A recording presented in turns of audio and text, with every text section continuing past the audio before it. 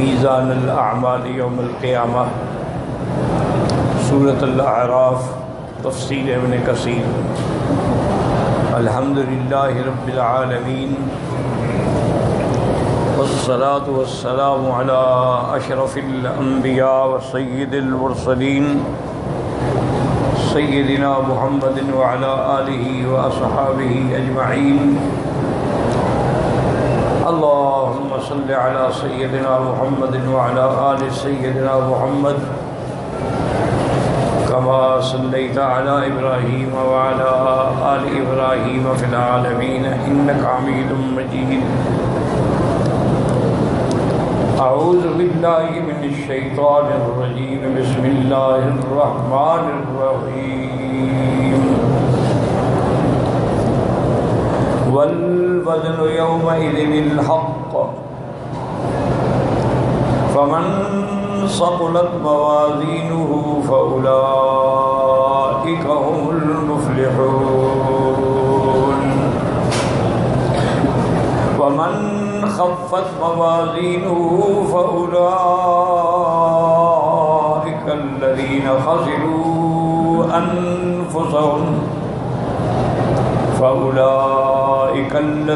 خسروا انفسهم بما كانوا بآیاتنا یظلمون۔ قال المؤلف والمفسر رحمہ اللہ تعالی ادام النفع بعلومه وعلومكم في الدارين آمین الى ان قال يقول تعالى والوزن أي للأعمال يوم القيامة الحق، أي لا يظلم تعالى أحدا، كقوله تبارك وتعالى ونضع الموازين القسط ليوم القيامة فلا تظلم نفس شيئا وَإِن كَانَ مِثْقَالَ حَبَّةٍ مِّنْ خَرْدَلٍ أَتَيْنَا بِهَا وَكَفَى بِنَا حَاسِبِينَ۔ اب مفسر رحمۃ اللہ علیہ فرماتے ہیں کہ اللہ نے ارشاد فرمایا کہ وَالْوَزْنُ يَوْمَئِذٍ الْحَقُّ، اس سے مراد کیا ہے کہ اعمال کا وزن ہوگا قیامت کے دن۔ لا يظلم تعالی احدا، اللہ کسی پہ ظلم نہیں فرمائیں گے جو کہ اللہ ظلم سے پاک ہیں۔ ان اللہ لا یظلم مثقال ذرہ، جیسے اللہ فرماتے ہیں وَنَضَعُ الْمَوَازِینَ الْقِسْطَ لِيَوْمِ الْقِیامَہ، قیامت والے دن میزان رکھ لیے جائیں گے۔ فَلَا تَظْلِمُ نَفْسٌ شَیْئًا، کسی پہ ظلم نہیں ہوگا۔ وَإِن كَانَ مِثْقَالَ حَبَّةٍ مِّنْ خَرْدَلٍ، چاہے باجری کے دانے کے برابر بھی کوئی نیکی ہوگی تو وہ بھی حساب میں آئے گی۔ أَتَيْنَا بِهَا، یا برائی ہوگی تب بھی آئے گی۔ وَكَفَى بِنَا حَاسِبِينَ، اللہ سب سے بہتر حساب لینے والے۔ اسی طرح فرمائیں ان اللہ لا یظلم مثقال ذرۃ وان تک حسنۃ یضاعفھا ویؤت من لدنہ اجرا عظیما، اللہ ذرے کے برابر بھی کسی پہ ظلم نہیں کریں گے۔ اگر نیکی ہوگی تو اللہ اس کو بڑھا دیں گے۔ وَيُؤْتِ مِن لَّدُنْهُ أَجْرًا عَظِيمًا، اس پر اس کو بہت بڑا ثواب عطا فرمائیں گے۔ وقال تعالیٰ فَأَمَّا مَنْ ثَقُلَتْ مَوَازِينُهُ فَهُوَ فِي عِيشَةٍ رَاضِيَةٍ، جس کی تولیں بھاری ہو گئیں وہ بڑی پسندیدہ زندگی میں ہوگا۔ وَأَمَّا مَنْ خَفَّتْ مَوَازِينُهُ، اور جس کی تولیں ہلکی پڑ گئیں، فَأُمُّهُ هَاوِيَةٌ، پھر اس کی ماں جو ہے وہ جہنم ہے۔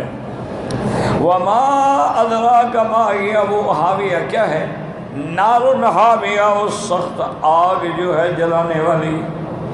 جیسے اللہ نے فرمایا فَإِذَا نُفِخَ فِي الصُّورِ فَلَا أَنْصَابَ بَيْنَهُمْ يَوْمَئِذٍ وَلَا يَتَسَاءَلُونَ، جب سور پھونکا جائے گا کوئی حسب نسب نہیں ہوگا، فلاں سید فلاں نہیں، بس اور نہ پوچھا جائے گا، بس عمل کے مطابق فیصلہ ہوگا۔ فمن ثقلت موازینہ فاولئک هم المفلحون، جس کی تولیں بھاری ہو گئیں وہی کامیاب ہوں گے۔ ومن خفت موازینہ فاولئک الذین خسروا انفسهم فی جہنم خالدون، اور جس کی تولیں ہلکی پڑ گئیں وہی لوگ ہیں جنہوں نے اپنے نفس کو گھاٹے میں ڈالا اور جہنم میں رہیں گے ہمیشہ۔ اب ان آیات میں سمجھنے والی جو چیزیں ہیں یاد رکھیں، سب سے پہلی چیز جو ہے وہ تو ہے وزن،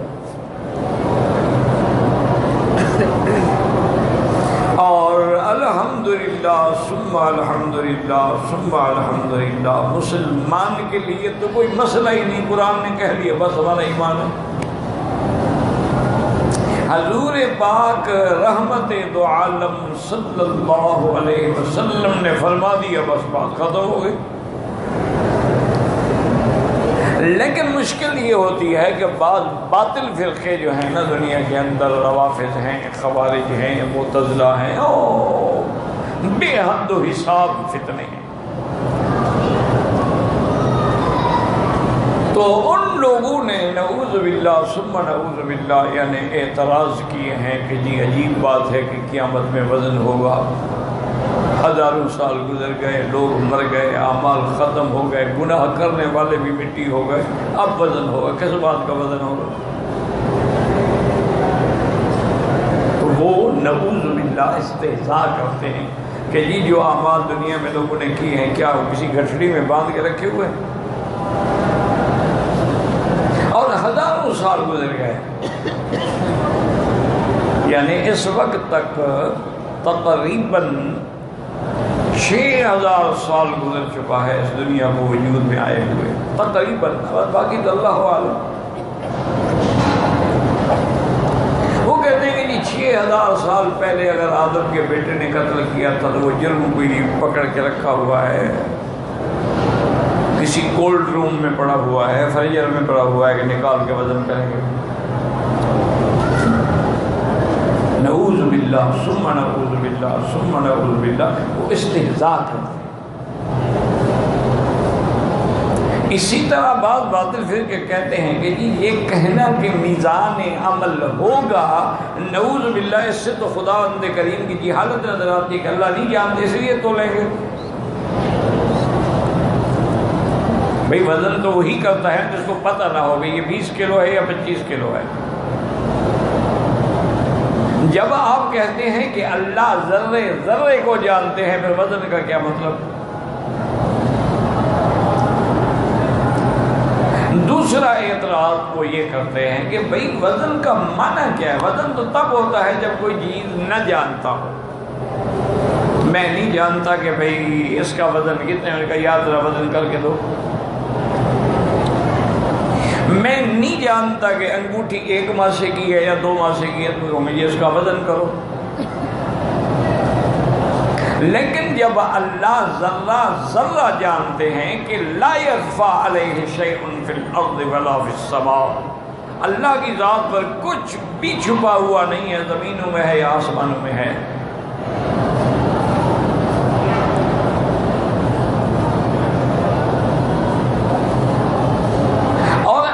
کوئی چیز پتھروں کے اندر بھی چھپی ہوئی اللہ جانتے ہیں۔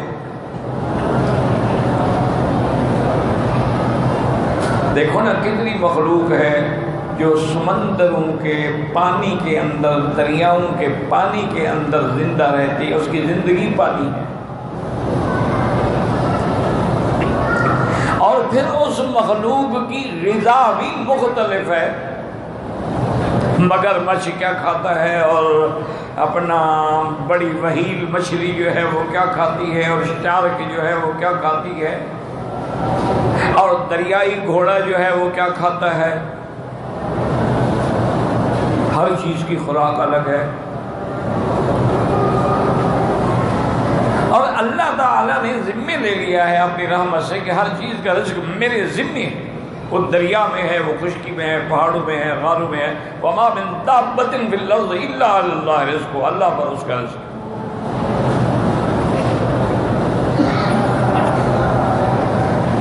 تو جب وہ اتنا جانتے ہیں، ذرہ ذرہ جانتے ہیں،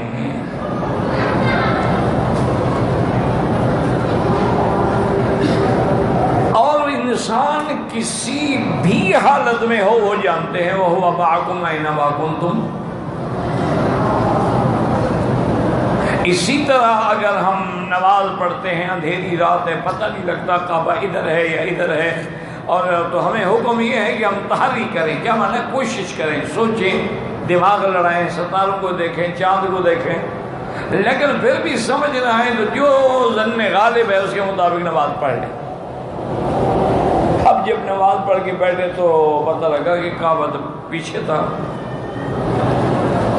جب سورج نکلا تو واضح ہو گئی بات کہ کعبہ ادھر تھا یا ادھر تھا۔ اللہ نے فرمایا کوئی نہیں، نماز لوٹانے کی ضرورت نہیں ہے، بندے تو نے نماز پڑھ لی، میرے حکم کی تعمیل کر لی، اینما تولوا فثم وجہ اللہ، تم جہاں بھی ہو اللہ تبارک و تعالیٰ ذات سامنے ہے۔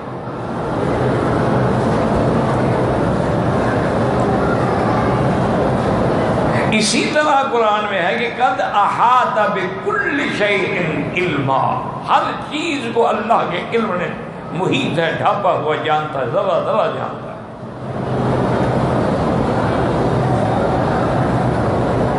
تو وہ پھر ان آیات کو سامنے رکھ کر مسلمانوں کو پریشان کرتے ہیں کہ جی جب اللہ ذرا ذرا جانتا ہے پھر وزن کی کیا ضرورت ہے؟ وزن تو تب ہو جب نہ جانتا ہو۔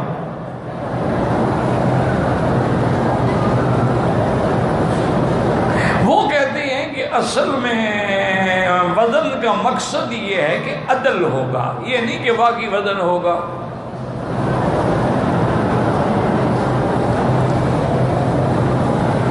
تو اس لیے باطل فرقوں کو، اچھا تیسرا ان کا اعتراض یہ ہے کہ وزن ہمیشہ جو ہے وہ جواہر کا ہوتا ہے، اعراض کا نہیں ہوتا۔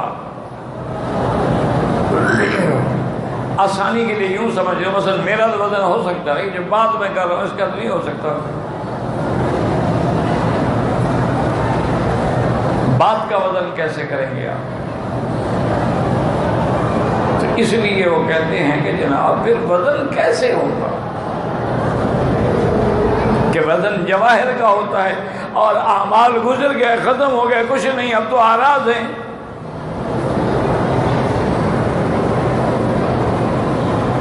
ایک ان کا اعتراض یہ ہے،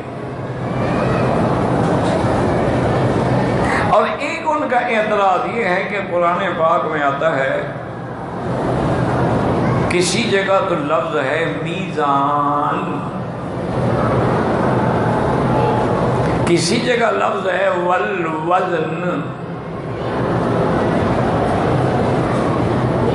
اور کسی جگہ لفظ ہے موازین۔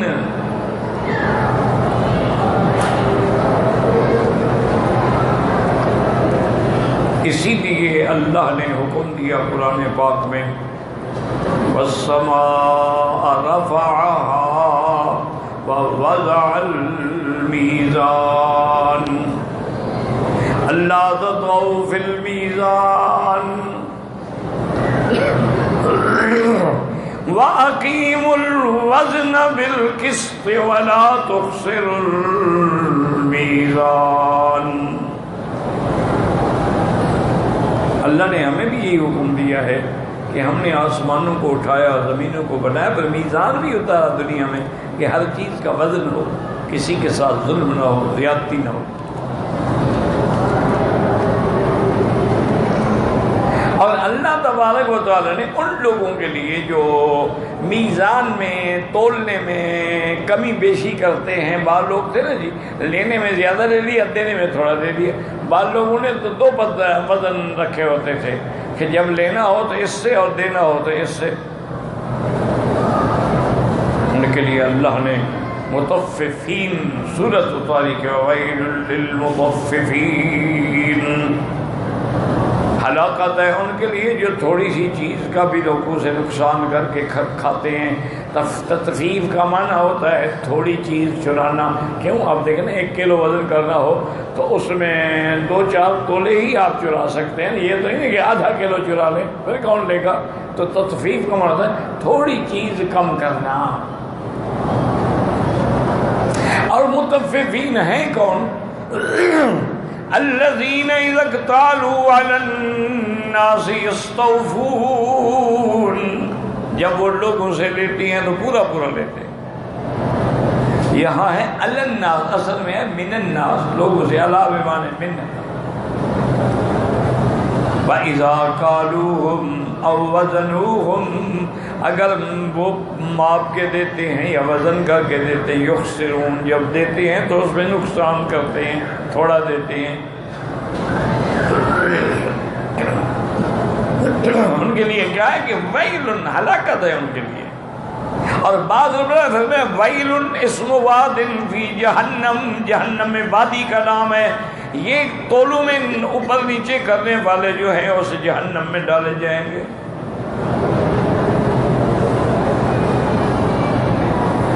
اور صحابہ کہتے ہیں کہ جب حضور پاک رحمت دو عالم صلی اللہ علیہ وسلم مدینہ شریف میں ہے تو مدینہ شریف والے لوگ جو تھے اخبث قیلاً و وزناً، وہ ماپ تول میں بڑی کمی کرتے تھے، چوری کرتے تھے۔ اور جب حضور پاک نے یہ صورت پڑھی فرماتے اس کے بعد اوفا قیلاً، سب سے بہتر تولنے والے مدینے والے تھے کہ جب دیتے تھے زیادہ دیتے تھے، لیتے تو تھوڑا دیتے۔ کہ قرآن آ گیا بس بات ختم ہو گئی۔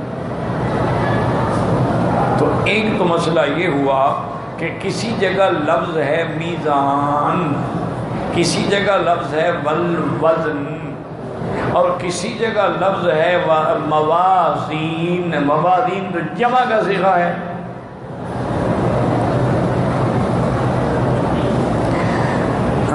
اس کو یوں سمجھیں، کسی جگہ اللہ فرماتے ہیں للہ المشرق والمغرب، اسی ہی کے لیے ہے مشرق اور مغرب۔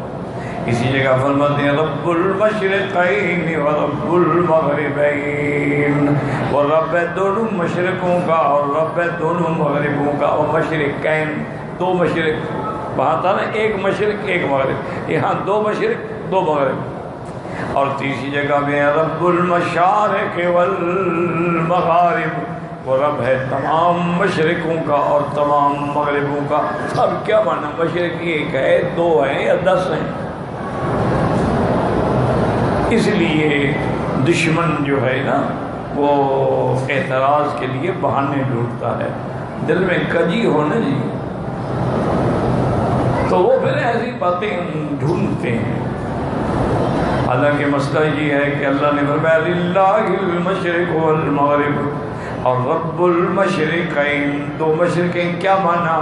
ایک سردیوں کے زمانے میں مشرق ہے اور ایک گرمیوں کے زمانے میں مشرق ہے، ایک سردی کے زمانے میں مغرب ہے اور ایک گرمی کے زمانے میں مغرب ہے، تو دونوں میں آسمان زمین کا فرق ہے۔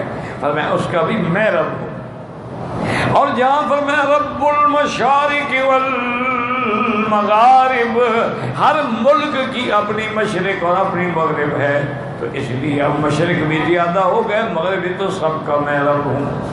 اس لیے یہاں فرمایا کہ میزان ایک بھی ہوگا، اصل میزان ایک ہوگا، اور پھر ہر عمل کے لیے علیحدہ علیحدہ میزان ہوں گے۔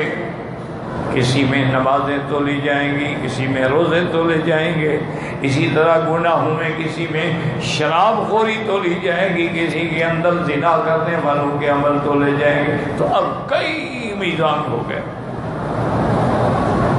وَنَضَعُ الْمَوَازِينَ الْقِسْطَ، بالکل عدل۔ اچھا اب تلے گا کیا؟ تو اس کے بارے میں یاد رکھیں، بعض علماء فرماتے ہیں کہ اللہ ان آراز کو جواہر کی شکل عطا فرمائیں گے، جیسے حدیث میں آتا ہے کہ جب سورۃ بقرہ اور سورۃ آل عمران کی آیات اتری ہیں تو یہ ایسے تھیں غمامتان، گویا کہ آسمان پہ دو بدلیاں ہیں، دو یعنی سحاب ہیں، تو وہ سحاب بادلوں کی شکل میں آ گئے، حالانکہ قرآن کی صورتیں ہیں لیکن شکل بادلوں کی اختیار کر گئے۔ اسی طرح اللہ تبارک و تعالیٰ کسی عمل کو کسی اچھی شکل والے کی صورت میں بدل دیتے ہیں۔ تو ایک تو یہ ہے کہ اللہ ان اعراض کو جواہر کی شکل دے کے پھر وزن کرے، اور بعض علماء نے فرمایا کہ نہیں، نامہ اعمال وزن ہوں گے، کیونکہ جو کچھ ہم کر رہے ہیں لکھا جا رہا ہے نا، کرامن کاتبین یعلمون ما تفعلون، اور جس دن ہم مریں گے تو اس دن نامہ اعمال لپیٹ کے رکھ دیا جائے گا، اور پھر قیامت جب ہوگی تو اذا الصحف نشرت، پھر وہ سارے نامہ اعمال پھیلیں گے، تقسیم ہوں گے اور سب کو ملیں گے، اور کہا جائے گا اقرأ کتابک کفیٰ بنفسک اليوم علیک حسیبا۔ تو گناہوں کے بھی رجسٹر ہوں گے اور نیکیوں کے بھی رجسٹر ہوں گے۔ اب اگر دونوں برابر ہو گئے، نیکیاں اور گناہ برابر ہو گئے، تو وہ لوگ اعراف میں ہوں گے، وعلی الاعراف رجال یعرفون،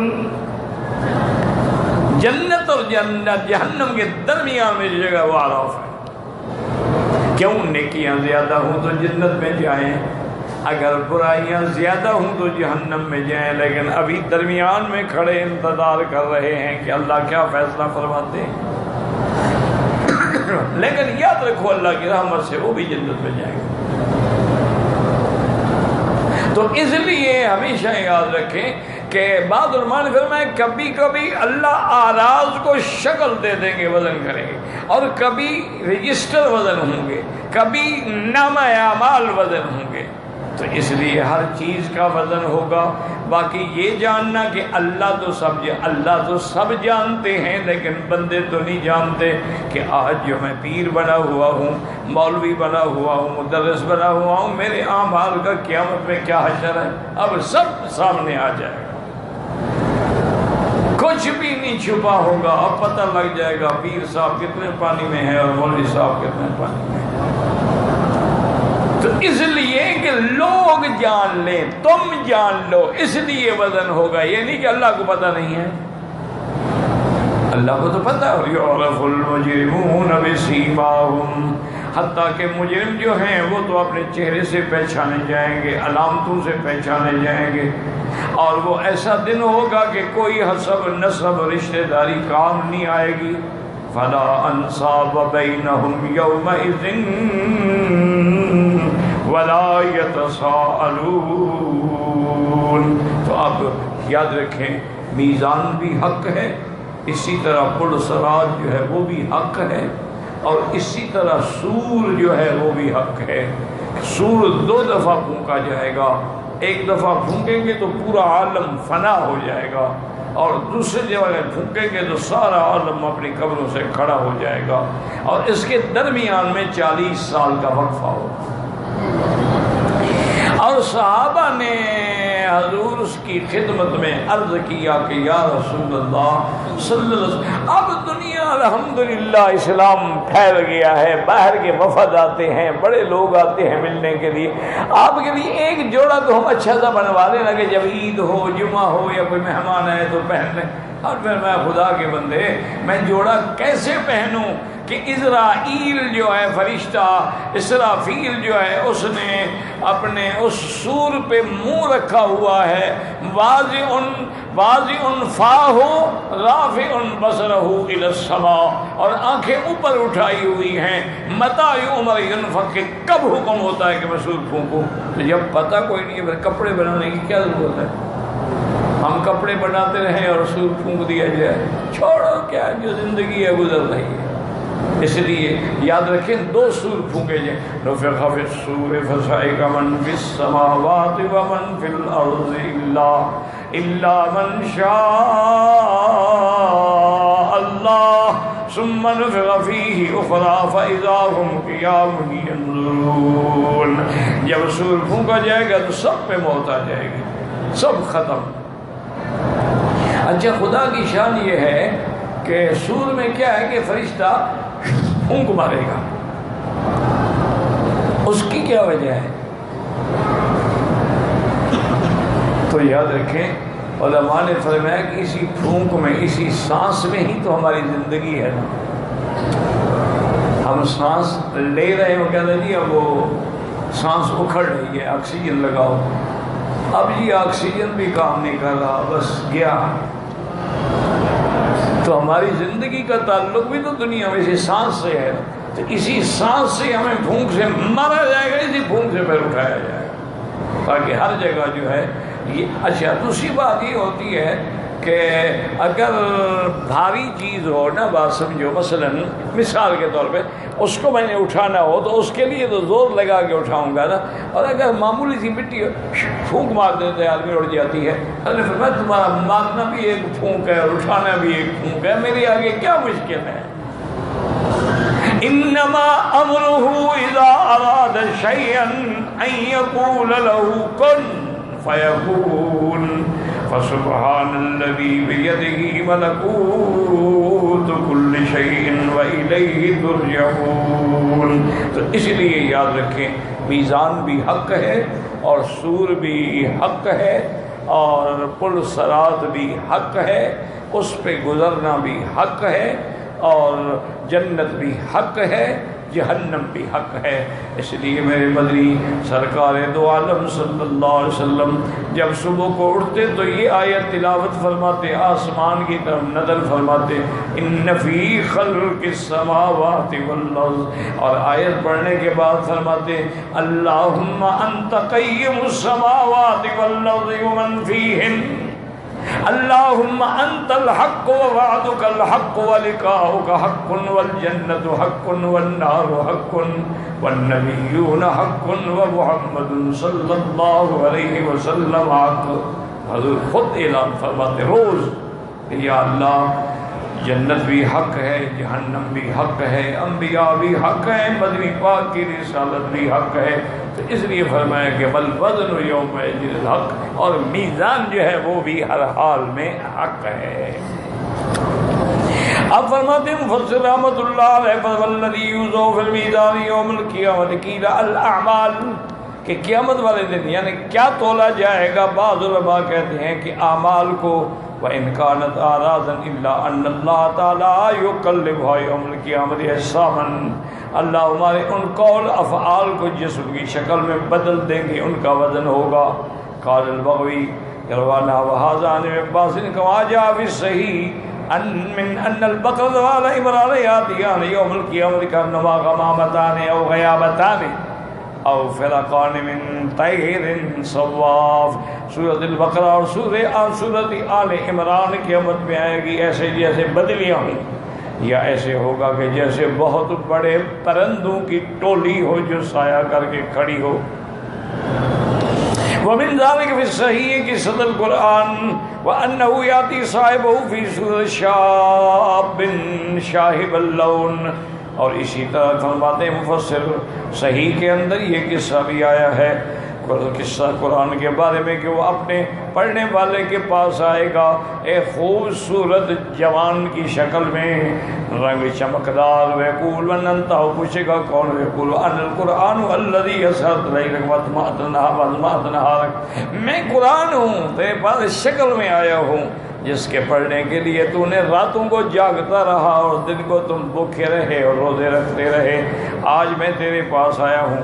وفی حدیث البراء فی قصۃ سؤال القبر فیات المؤمن شاب حسن اللون طیب الریح غلوننتا، جیسے حدیث براء کے اندر ہے کہ قیامت کے قبر کے اندر بھی ایک آدمی آئے گا بڑا خوبصورت بہترین خوشبو والا، اس سے قبر والا پوچھے گا من انت، یار تو کون ہے؟ فقال انا عملک الصالح، میں تیرا عمل ہوں، اچھا عمل، اللہ نے مجھے شکل میں بھیجا ہے۔ وذکر اکثر فی شان الکافر والمنافق، اسی طرح کافر اور منافق کے پاس بری شکل میں آئیں گے۔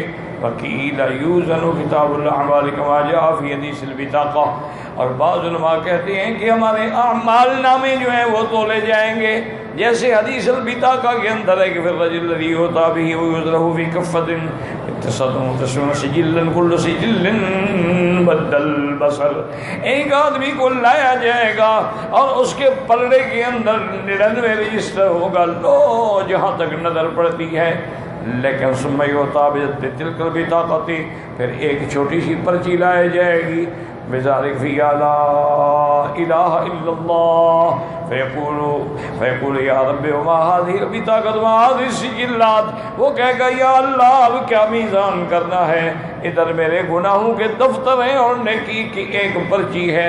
اللہ فرمائیں گے انک لا تظلم، تمہارے ساتھ ظلم نہیں ہوگا، فتوزع تلک البطاقۃ فی کفۃ المیزان، فتاشت سجلات وثقلت البطاقۃ، اب جب تولا جائے گا تو وہ پرچی بھاری ہو جائے گی اور رجسٹر سارے اڑ جائیں گے، وہ مومن جیت گیا، جنت مل گئی، نحو من ھذا وصححہ وقیل یؤذن صاحب الامر کما فی الحدیث، کہ بعض روایات یہ بھی ہے کہ اس بندے کو بھی تولا جائے گا، پھر حدیث یعطی عمر کے فرج السمین فلا یزن عند اللہ جناح بعوضۃ، بڑا ہٹا کٹا موٹا بندہ لایا جائے گا کافر، لیکن جب تو لیں گے تو کچھ بھی نہیں ہوگا، پر کے برابر، مچھر کے پر کے برابر بھی وزن نہیں ہوگا۔ ثم قال فلانوں کی یوم القیامت وزنا، قیامت میں ان کا کوئی وزن نہیں ہوگا۔ وفی مناقب عبداللہ بن مسعود رضی اللہ تعالی عنہ ان النبی صلی اللہ علیہ وسلم قال تعجبون من دقت ساقیہ والذی نفسی بیدہ لہما فی المیزان اسقل من احد، حضرت عبداللہ بن مسعود کی پنڈلیاں بڑی باریک تھیں، کسی نے دیکھا تو وہ ہنس پڑا، حضور پاک نے فرمایا تم ہنستے ہو کہ میرے عبداللہ کی پنڈلیاں باریک ہیں، اتعجبون من دقت والذی نفسی بیدہ، مجھے اس ذات کی قسم ہے جس کے قبضہ قدرت میں میری جان ہے، قیامت والے دن میزان کے اندر اس کی یہ پتلی باریک پنڈلیاں جو ہیں جبل احد سے بھی زیادہ بھاری ہوں گی۔ وقد يمكن الجمع هذا سابق ذلك كله صحیحا، اب مفسر فرماتا ہے یہ بھی ہو سکتا ہے کہ یہ جتنے آثار ہم نے پڑھے سارے صحیح ہوں، کسی کا عمل تو لے گا، کسی کا بدن تو لے گا، کسی کی کتاب تو لے گی، کسی کا نام اعمال، ساری باتیں صحیح ہیں۔ فَإِفْتَارًا تُوزَنْ أَعْمَالُ تُوزَنْ فَتَارَةً تُوزَنُ مَحَالَهَا وَتَارَةً يُوزَنُ فَاعِلَهَا وَاللَّهُ أَعْلَمُ۔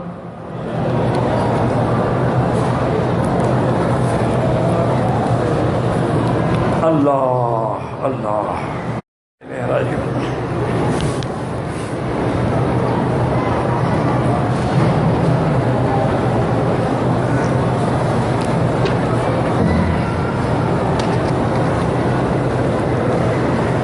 میرے دوست نے پاکستان سے کہا ہے کہ میں بہت مقروض ہوں اور کاروبار بھی نہیں چلتا، کام کے آرڈر آتے ہیں تو 2 مہینوں کے بعد آتے ہیں، بہرحال گزارش یہ ہے کہ اللہ پاک سب کو اپنے خزانہ غیب سے رزق عطا فرمائیں، اس کو کہیں کہ وہ استغفر اللہ الذی لا الہ الا هو الحی القیوم واتوب الیہ، یہ استغفار، یہ بھی بیچارہ یاد نہ کر سکے تو استغفر اللہ استغفر اللہ استغفر، کم سے کم 2000 دفعہ روزانہ پڑھا کرے، ہر نماز کے بعد 2 تسبیح پڑھ لی، کوئی مشکل نہیں ہے، چلتے پھرتے وضو ہے نہیں ہے، رات ہے دن ہے، تو انشاءاللہ اللہ کے قرآن میں یہ اللہ کا وعدہ ہے کہ یمددکم باموال وبنین، میں تمہارے مال بھی بڑھا دوں گا اور اولاد میں بھی برکت دوں گا، یہ تو قرآن کا وظیفہ ہے۔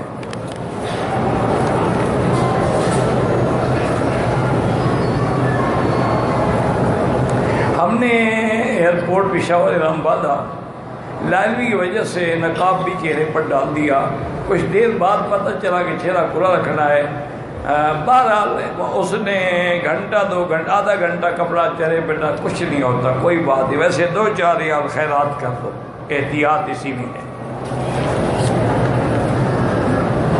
زندہ کے لیے نہ عمرہ ہے نہ طواف ہے نہ حج ہے، وہ خود زندہ ہے، اللہ اس کو توفیق دے۔ ہاں کوئی فوت ہو گیا یا معذور ہے، لاچار ہے، آنے کے قابل نہیں، اس کے لیے بھی تم خود عمرہ اپنے لیے کر کے دعا کرو کہ اللہ اس کا ثواب فلاں کو عطا فرما دے۔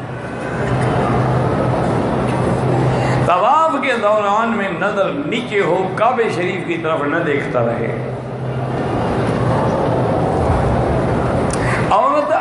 بغیر محرم کے بھی طواف کر سکتی ہے؟ بالکل کر سکتی ہے میرا بھائی. یاد رکھو کہ محرم کا مسئلہ یہ ہے کہ بغیر محرم کے عورت سفر نہیں کر سکتی. اب یہ تو نہیں کہ مسجد میں خاوند یہاں نماز پڑھ رہے وہ طواف کر رہی ہے، وہ ہوٹل میں بیٹھے تو یہ تو مسئلہ نہیں ہے. بالکل بغیر محرم کے طواف کر. اچھا نماز پڑھ سکتی ہے بغیر محرم کے، طواف کیوں نہیں کر سکتی؟ طواف اور نماز ایک چیز ہے. اب یہ تو کوئی مسئلہ نہیں شریعت میں کہ میاں بیوی رسی ڈال کے گلے میں ایک دوسرے کے ساتھ کھڑے ہوں. جائے نماز پڑھے طواف کرے، عورت عورتوں کے حصے میں بیٹھے گی، مرد مردوں کے حصے میں بیٹھیں گے، کوئی مسئلہ نہیں.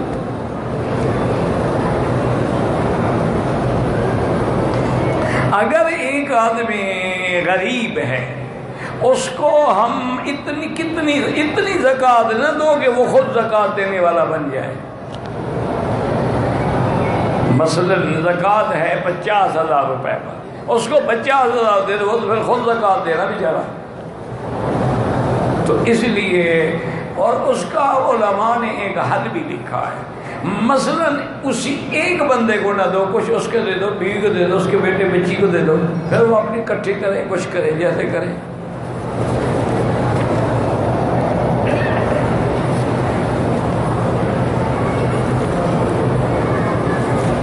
طواف کے چکروں میں جب حجر اسود کے سامنے آئے، افضل یہ ہے کہ 1 منٹ کے لیے رک جائے اور سینہ بھی ادھر کرے، کیونکہ اب طواف نہیں ہے، اب وقوف ہے. طواف میں سینہ کرنا منع ہے، لیکن جب حجر اسود پہ کھڑا ہو گیا تو طواف نہیں ہے، یہ تو وقوف ہے. پھر اس کو بسم اللہ اللہ اکبر وللہ الحمد، پھر اسی طرح سیدھا پھر چل پڑے. اچھا اگر کوئی رش ہے، دھکے لگتے ہیں، تو چلتے ہوئے بھی اللہ اکبر وللہ الحمد کر کے چلا جائے.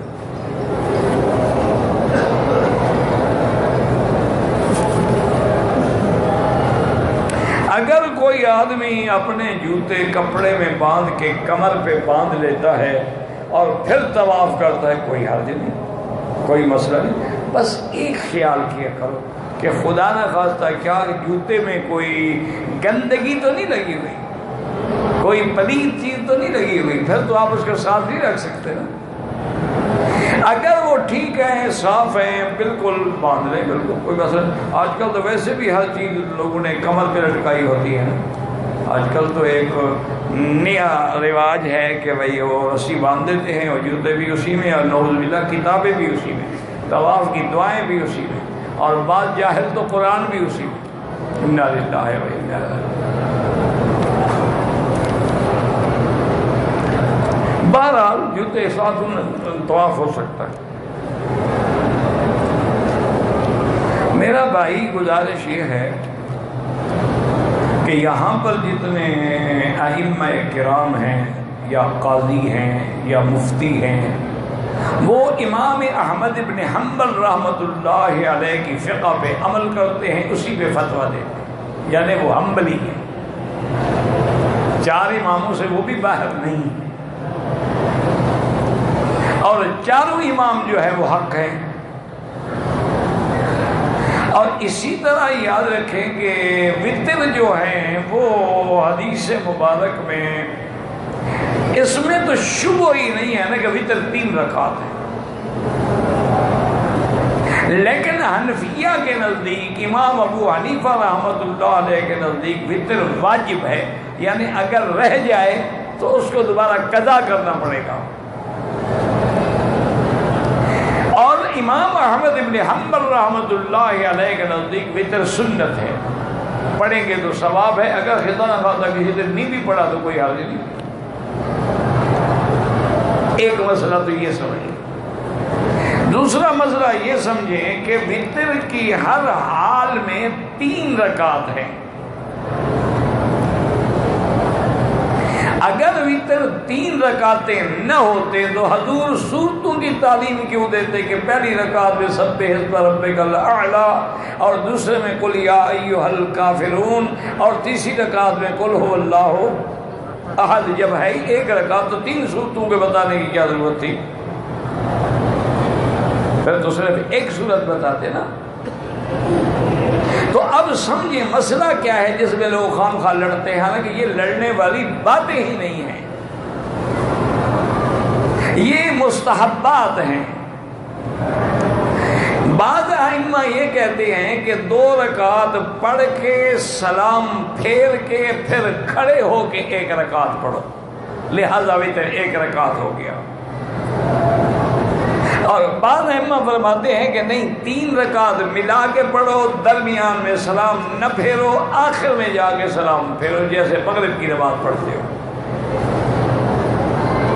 اور یہ دونوں طریقے الحمدللہ حدیثوں میں موجود ہیں، اس لیے کسی پر اعتراض کرنے کی ضرورت نہیں ہے۔ اچھا، ان کے نزدیک چونکہ 3 رکعتیں ملا کے پڑھنے والی حدیث بھی ہے، تو کبھی کبھی وہ 3 رکعت امام صاحبان کٹھی بھی پڑھ دیتے ہیں تاکہ اس حدیث پر بھی عمل ہو جائے، اور 2 رکعتوں پہ سلام پھیر کے 1 رکعت والی حدیث بھی ہے، اس پہ وہ اکثر عمل کرتے ہیں۔ اور کبھی کبھی وتر ہی چھوڑ دیتے ہیں کہ چلو سنت ہے 1 دن چھوڑ دو، تاکہ لوگ یہ نہ سمجھیں کہ یہ فاتحہ واجب ہے۔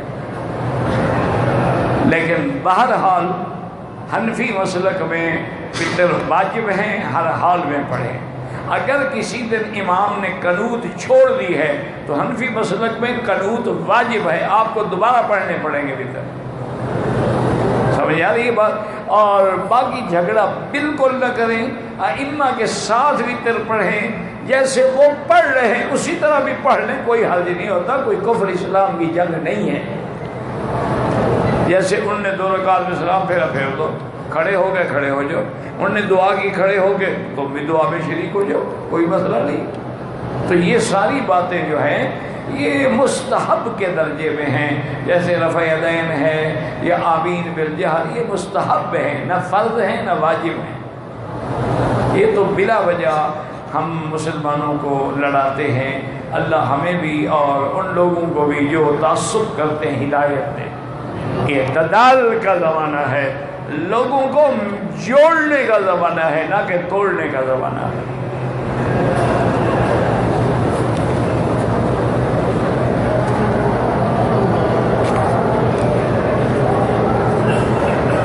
جہاز میں ہم نے آتے ہوئے عمرے کی نیت کی ہے، وضو نہ بھی ہو کوئی بات نہیں، وضو کوئی شرط نہیں۔ جہاز میں بیٹھے بیٹھے نیت کر رہے ہیں، نہ وضو ہے نہ کچھ ہے، کوئی بات نہیں ہے۔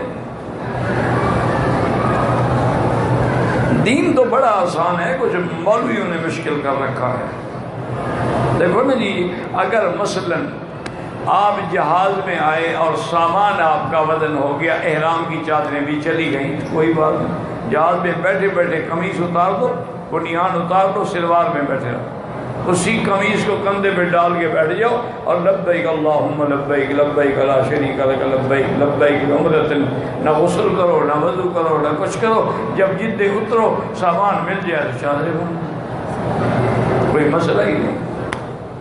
لیکن آپ خود مسئلہ بنائیں تو کیا علاج ہے؟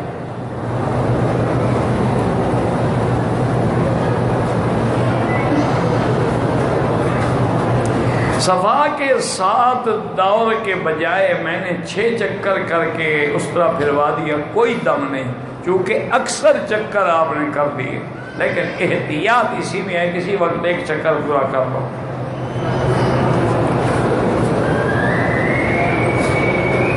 کرائے پر جو ہم نے مکان دیے ہوئے ہیں، جو کرایہ آئے گا اس پر زکوٰۃ ہے، مکان پر تو زکوٰۃ نہیں ہوتی، جو اس سے کرایہ آ رہا ہے، آمدنی آ رہی ہے، اس پر تو زکوٰۃ ہے۔ یہاں تو کئی ملین کرایہ ہوتا ہے، اگر اس پہ زکوٰۃ نہیں تو زکوٰۃ کس پہ ہے؟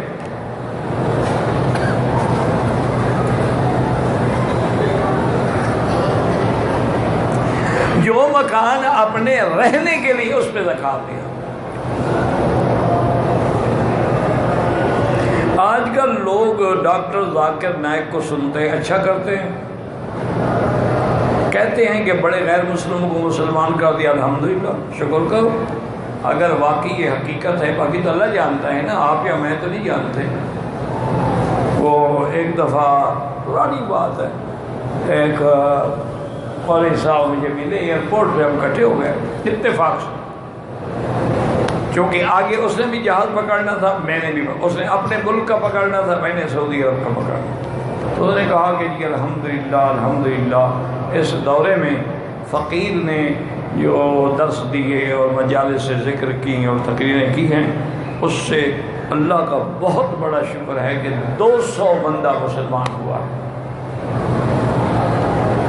میں نے کہا حضرت ذرا اس کی مجھے فہرست دے دیں گے کہ کون کون مسلمان ہوئے ہیں تاکہ میں ان سے رابطہ کر سکوں۔ خوشی کی بات ہے نا، اب تھا تو جھوٹ کو کیا فہرست دیں؟ میں نے کہا جی آپ کو باہر اپنے ملک میں جا کے ان کے نام منگوا کے ذرا مجھے بھیج دیجیے گا تاکہ وہ نو مسلم ہیں بیچارے، ہم ان کے ساتھ ہمدردی کریں، ان کو ملیں۔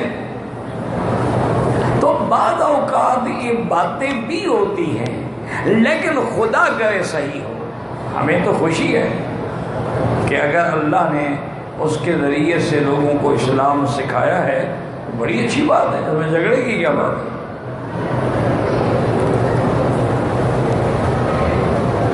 میرے ذہن میں کفریہ خیالات آتے ہیں، بالکل فکر نہ کریں، یہ تمہارے ایمان کی دلیل ہے، یہ اچھی بات ہے، یہ بری بات نہیں ہے۔ حضرت صدیق سے رضی اللہ عنہ سے ایک یہودی نے پوچھا کہ حضرت ہم لوگ جب اپنی عبادت کرتے ہیں تو ہمارے دل میں برے خیال نہیں آتے، اور آپ کے مسلمان ہر وقت شکایت کرتے ہیں کہ ہم نماز پڑھ رہے ہیں اور بیوی کا خیال آ رہا ہے، نعوذ باللہ، اور گندے گندے خیالات بھی آ رہے ہیں۔ تو حضرت صدیق مسکرائے، فرمایا پہلے میرے ایک سوال کا جواب دے دو، پھر تمہارا جواب میں دیتا ہوں۔ انہوں نے کہا کیا؟ بولنے کا اگر ایک مکان میں 2 یا 3 یا 4 یا 10 کمرے ہیں، لیکن ایک کمرہ ہے جس میں سونا چاندی پیسے جیولری وغیرہ ہے، تو ڈاکو ڈاکہ کہاں مارے گا؟ خالی کمروں میں یا جہاں مال ہے؟ انہوں نے کہا جی خالی کمروں میں کیا کرے گا، وہی مارے گا۔ ہاں تمہارے دل ایمان سے خالی ہے، شیطان کو آنے کی ضرورت ہی نہیں، وہ کیوں آئے؟ اس کو پتہ ہے کہ یہ تو جہنمی ہیں ہی ہیں نا، یہ تو میری پارٹی ہے، اسی میں آئے گا جس میں ایمان ہے کہ اس کو خراب کرو، کیونکہ اس نے یہی کہا تھا کہ یا اللہ اگر مجھے مہلت مل گئی نا لاحتنکن، میں ان کو بھٹکا دوں گا۔ اللہ نے فرمایا جا دفع ہو، ان عبادی لیس لک علیہم سلطان، میرے بندوں پہ تیرا کوئی زور نہیں چلے گا۔ انہوں نے کہا یا اللہ میں ان کے آگے سے پیچھے سے دائیں سے بائیں سے حملہ کر کے ان کو برباد کر دوں گا، کوئی بھی مسلمان نہیں رہنے دوں گا۔ اللہ نے فرمایا ظالم فبعزتی وجلالی، مجھے بھی اپنی عزت و جلال کی قسم ہے کہ جب میرے بندے توبہ کریں گے میں بھی سارے گناہ معاف کر دوں۔ تو یہ تو اچھی بات ہے کہ تمہیں خیالات آتے ہیں، یہ بری بات تو نہیں ہے، اس کا مطلب ہے تمہارا ایمان اور نماز ترقی کر رہی ہے۔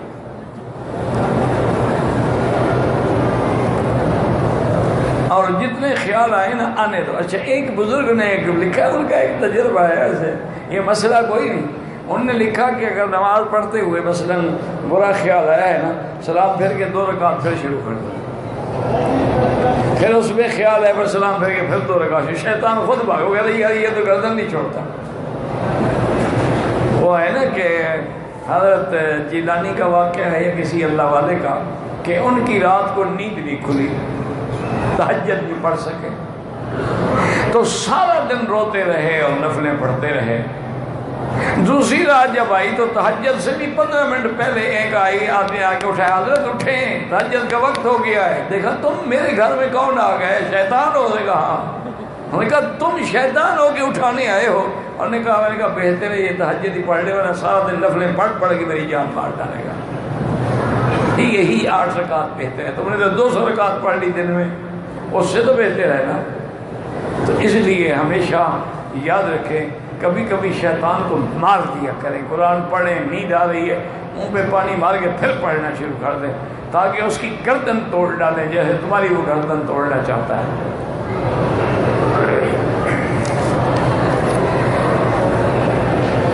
نماز میں امام نے تلاوت کرتے ہوئے سجدہ تلاوت نہیں کیا، رکوع کا بھی نماز ہو گئی، کوئی بات نہیں، بعد میں سجدہ تلاوت ہو سکتا ہے، بلکہ یاد رکھو فقہا نے حکم دیا ہے کہ مثلا عید کی نماز ہے، لاکھوں کا مجمع ہے، اور اتفاق سے امام صاحب کی زبان مبارک پہ وہ آیات آ گئی جن میں سجدہ وغیرہ نہ کرے تاکہ لوگوں کی نماز خراب نہ ہو، اور بعد میں کہہ دے بھی سجدہ تلاوت تھا سجدہ کر لینا۔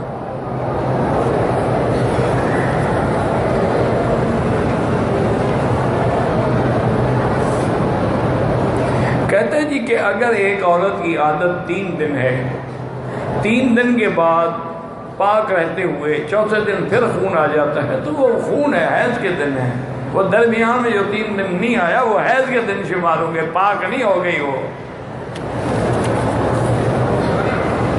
جب تک انتہائی طور پہ بند ہے، اس لیے حکم ہے کہ عورت کے جب دن گزر جائیں تو اندر کپاس کا یعنی پھایا رکھ کے انتظار کرے، اس کو کوئی داغ لگتا ہے ہمارے ابھی حیض باقی ہے۔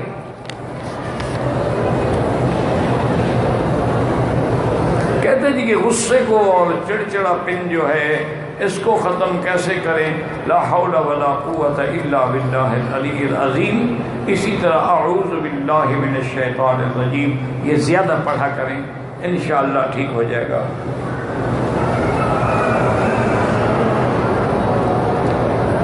روانگی سے قبل عمرہ کریں، حیض آ جانے کے ڈر کی وجہ سے عمرے کے آخر میں نیت کرے، مجھے نہیں پتا آخر میں نیت کرے گا کیا مطلب ہے۔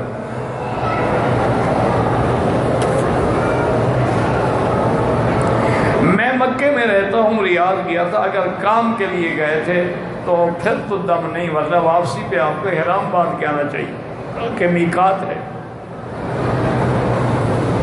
مدینے گیا، عمرے کا ارادہ نہیں تھا، حنفی مسلک میں دم ہے، یا دوبارہ عمرہ کرو ورنہ دم بھی ادا کرو۔ باقی مسلک کہتے ہیں اگر اس کی نیت عمرے کی نہیں تھی تو دم نہیں پڑے گی۔ میرا بھائی بات سنو، مسئلہ سمجھا کرو۔ مدینہ منورہ میقات ہے اور اس میقات سے سرکار دو عالم نے خود احرام باندھا۔ اگر تمہیں اس جگہ پر احرام باندھنے کا موقع مل رہا ہے تو مسئلے پوچھ رہے ہو۔ ایک عمرہ تم نے پاکستان سے کیا، پاکستان سے حضور نے کبھی عمرہ نہیں کیا نا، لیکن مدینے پاک سے تو آپ نے خود عمرہ کیا ہے نا، تو یہاں سے محبوب نے خود احرام باندھا ہو، پھر مسئلے پوچھتے ہو یار۔ ایک دوسری بات یہ ہے کہ امام ابو حنیفہ فرماتے ہیں کہ اگر یہ ہماری مرضی پہ ہے کہ میرا ارادہ عمرے کا تھا یا نہیں تھا، پھر میقات بنانے کا کیا فائدہ؟ مرضی ہو تو ہم کر لیں گے، نہیں ہوگی تو نہیں کریں گے، پھر میقات کا کیا مطلب ہے؟ میقات ہوتا اسی لیے ہے کہ بغیر احرام کے تجاوز نہ کریں۔ 2 باتیں۔ تیسری دلیل وہ یہ دیتے ہیں کہ کیا آپ ثابت کر سکتے ہیں کہ حضور پاک کبھی میقات سے بغیر احرام کے آئے، صرف فتح مکہ میں آئے، اور یہ بھی فرما دی اللہ نے مجھے رخصت دی ہے، پھر بھی حضور نے جیرانہ سے عمرہ کر لیا، اور آپ مسئلے پوچھتے ہیں اور بہانے کرتے ہیں۔ اللہ نے موقع دیا ہے خدا کے بندے، تو مدینے سے عمرہ کریں، جیرانہ سے کریں، مسجد عائشہ سے کریں، جہاں سے موقع ملے۔ یہ کمانے کے دن ہیں، یہ مسائل پوچھنے کے دن تھوڑے ہیں۔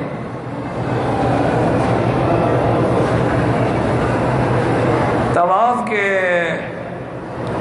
ایک غلام خرید کر کے آزاد کرو تو گویا تیرا ہر بدن کا عضو جہنم سے آزاد ہو گیا۔ تو طواف کرنے کا ثواب ایسے ہے جیسے ایک عبد خرید کر کے آزاد کیا جائے، اور وہ عبد بھی ولد اسماعیل سے ہو۔ ولد اسماعیل سے عبد ملے گا کہاں؟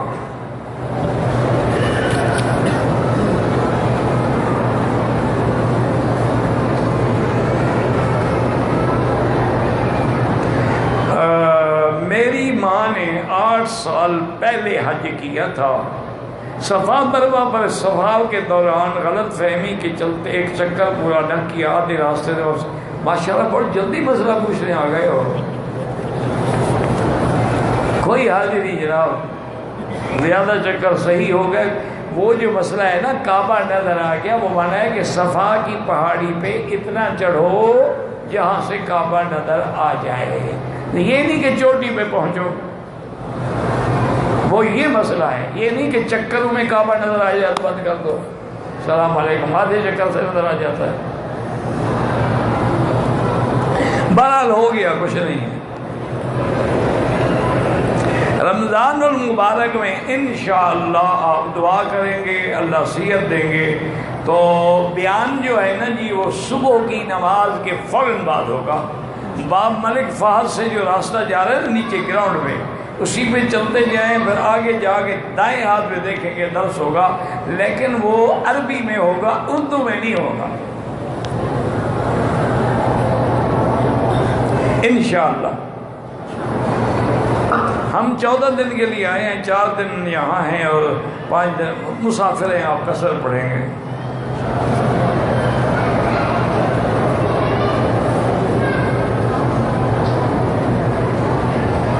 اچانک حالات خراب ہونے پر اللہ والے سے پوچھ سکتے، بالکل اللہ والوں سے پوچھنے کا حکم ہے کہ فَاسْأَلُوا أَهْلَ الذِّكْرِ، اللہ والوں سے پوچھو۔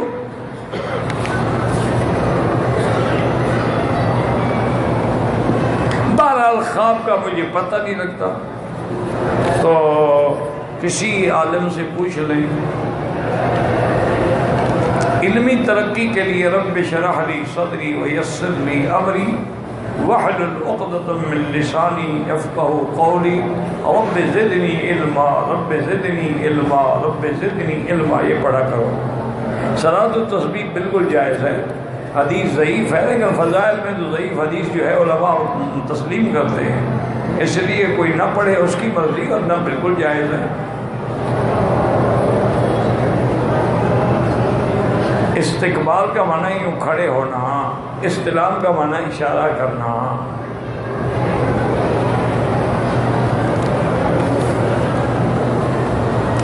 ایک بندے نے عمرہ کیا، حل کیا، دوسرا عمرہ کیا، دوبارہ حل کیا، احرام کھول دیا، لہذا اب اس پر دم ہے؟ کوئی دم نہیں، جتنا دفعہ عمرہ کرے گا سر پہ اس طرح پھروائے گا، بال ہوں یا نہ ہوں۔ جب اس نے دوسرا عمرہ کیا پھر بھی حل کرایا ہے تو پھر دم کس بات کی؟ طواف کے دوران کوئی ضروری بات ہے، علمی بات ہے تو کر سکتے ہیں، کس سے کہانیاں کرنے کا حکم نہیں ہے۔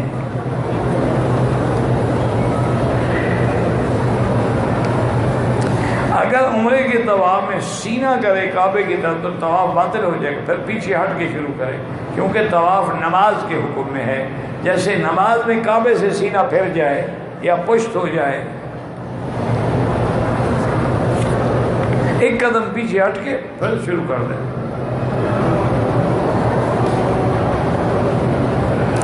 میں نے جوتے والے بیگ میں قرآن شریف رکھ لیا، استغفار کرو اور آئندہ احتیاط کرو۔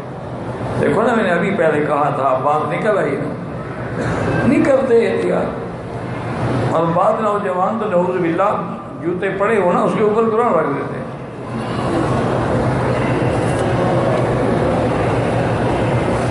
پاکستانی عمرہ کیا، جدہ مدینہ کیا، دوبارہ مکہ آتا ہے، عمرے کا ارادہ نہیں ہے، اس کا منشا ہے جو چاہے کرے، احرام باندھ گیا اور دم دینی پڑے گی، میقات ہے، ارادہ نہیں ہے تو کیوں تشریف لائے تھے آپ جناب؟ کوئی مکہ شریف اداس تھا، مدینہ شریف اداس تھا، انہوں نے خط بھیجا آپ کو، آئے ہو تو عبادت کرو، ورنہ خواہ مذاق بنانے کی کیا ضرورت ہے؟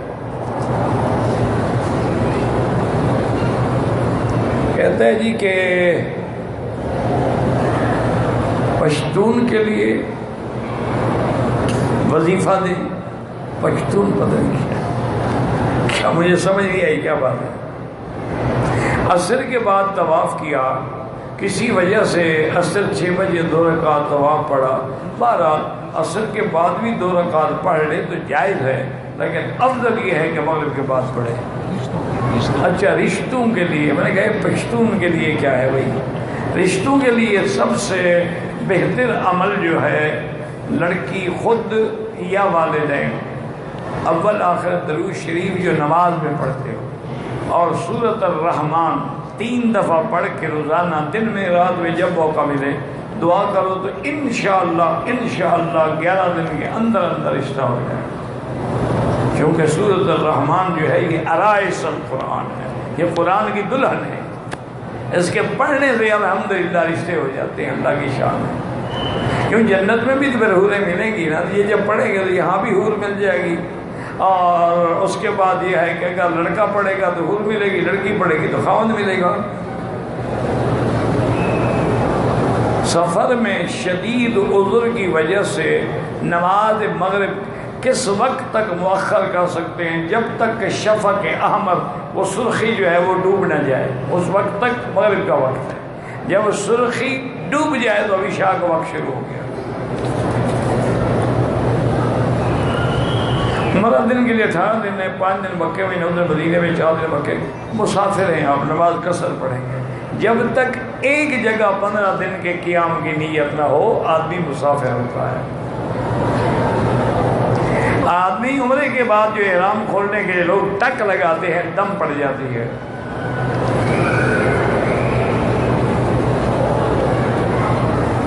عورت کے بالوں کا چوتھائی حصہ کاٹنے سے رہ گیا. چوتھا حصہ عورتوں کے بال کاٹنے، نعوذ باللہ. وہ تو اس کی بالوں کو اکٹھا کر کے اتنی ایک پور کے برابر کاٹتے ہیں، تم نے چوتھا حصہ کاٹ دیا ہے تاکہ عمرے کے بہانے اس کو فیشن والا بنا دیں. وائی کٹ کر رہے تھے تم نے. اللہ کے بندے ایک پور کے برابر بالوں کو اکٹھا کرے، جہاں انتہا ہو وہاں اپنی وہی لٹ خود، یہ نہیں ادھر سے نہیں کاٹے، ادھر سے نہیں، اکٹھا کر کے پیچھے لے جائے.